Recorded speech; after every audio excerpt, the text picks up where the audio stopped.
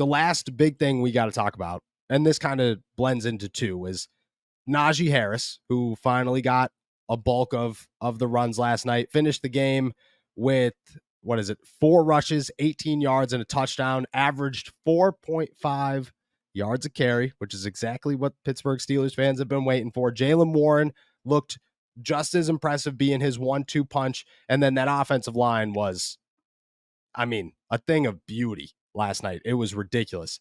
But to stick on Najee, because I think that's, what everybody's been waiting for. Finally get a taste.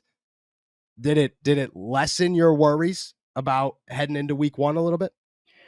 Well, I don't know if I was ever worried per se. So I guess you were a little worried about Najee, just like, does he still have it? Like, I guess I've had faith that he was going to be able to show up by week 1. But yeah, you didn't know for sure.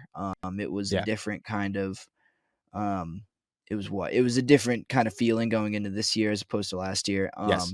And also, you kind of confident, like started real confident, in at the beginning of the preseason. Then it kind of dipped a little bit as you kind of didn't see him work as much. And then last night I kind of came back around.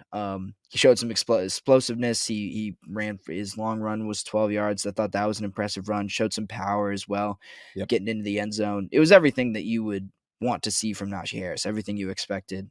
You'll take 4.5 yards from carry, 4.5 yards a carry from Najee Harris every single week. That's excellent. Like and also, like the carry split, like 4 carries to Jaylen's 2, if that's Yep. how the ratio works out for the rest of the year, I feel like that's ideal for everyone. Like Yes. that's enough to get Jaylen in as a change of pace, but also Najee to kind of wear teams down and make sure that he gets what he needs he gets hot like he needs to in order to be really impactful.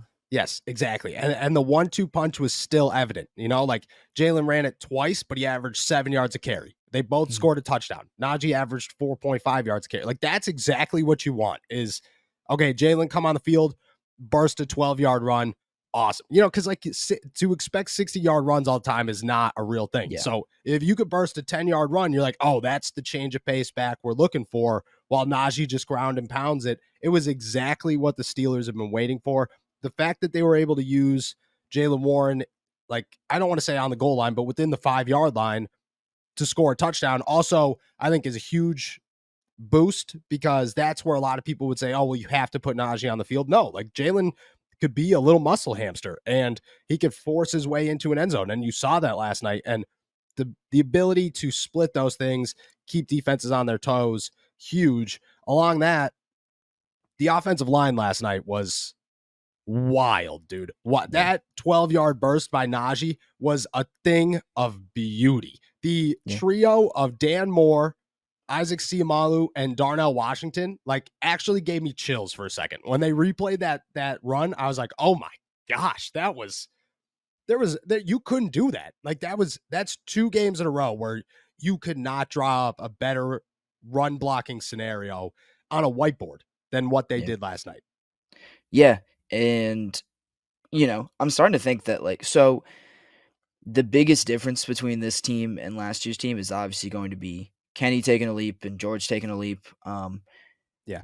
But Isaac Seumalo is by far the most impactful addition to this team from the offseason. He has been phenomenal, like, every time he's played, every time he's stepped onto the field.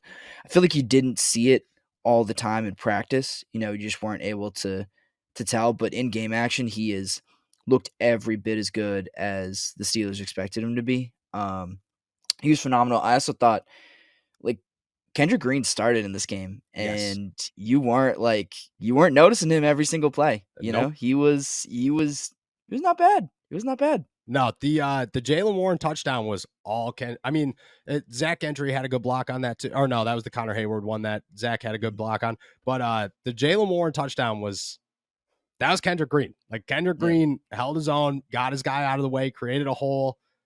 We're gonna dive into all those things, but Kendrick Green definitely looked good. But the Isaac Seumalo edition is, just like, and you like it's cool because I kind of like get to explain it, because you weren't paying as much attention to the Pittsburgh Steelers before all of this started. So like you got the back end of how bad their offensive line was, but it was years. Like it was like 3-4 years of just like not bad. Like I'm like last year was such an upgrade between the years or before the years prior. Like the 2 years prior to that, you like let me put it into context here.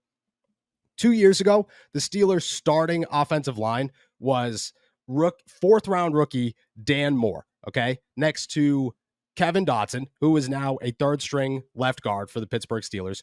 Kendrick Green, who might not make this 53-man roster, who is at center, who has been, at center. That's all I have to say. Next to 85-year-old Trey Turner, who, most people are like, who's Trey Turner? Exactly. Next to Chuks Okorafor, who spent all summer at left tackle, all summer long at left tackle. And then like 4 days before the season started, moved to right tackle, which, you talked to Spencer Anderson, you talked to Dan Moore about changing sides. All of them have a pretty simple way to put it. It's like wiping your ass with the other hand. It's uncomfortable to make that change 2 days before. Like that was their starting offensive line 2 years ago.